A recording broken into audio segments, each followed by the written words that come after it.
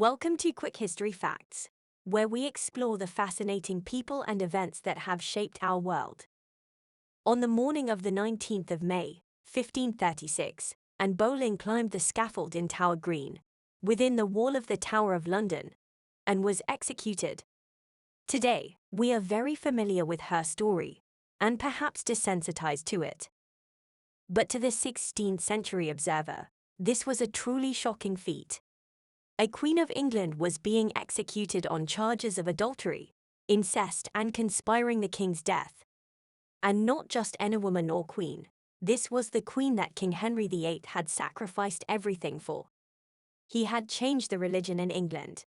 He had reformed the church. He divorced his wife Catherine of Aragon of 24 years. And yet, after only 3 years of marriage, Anne Boleyn was dead. So let's consider these 3 charges brought against her. The first being adultery.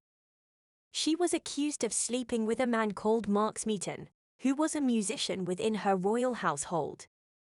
Smeaton had confessed, under torture, that he had slept with the Queen 3 times. The second charge is incest, and this is linked to the adultery charge. In the indictment, it said that she had procured and incited her own natural brother to violate her, alluring him with her tongue in the said George's mouth, and the said George's tongue in hers, and of course professed her innocence to these charges. While she was in the tower, Anne had said, "If any man accuse me, I can say but nay, and they can bring no witness." She was saying that there was no case to answer here. She was also accused of having slept with 3 other men, so 5 men in total. The evidence against Anne regarding these charges was flimsy, at best. In fact, with some of the men, who she was apparently meant to have slept with, she was in a different place on the day that it was alleged she slept with them. The final third charge, that she would have incited the king's death.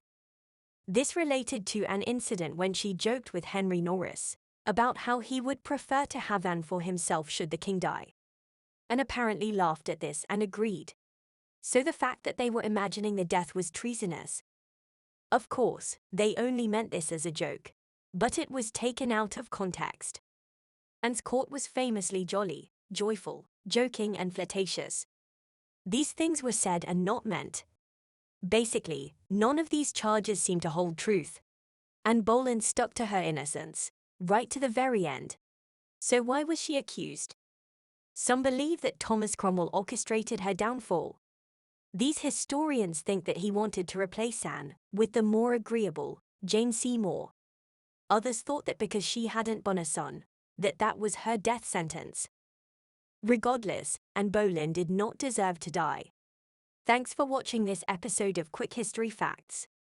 Be sure to subscribe to our channel for more fascinating stories from the past.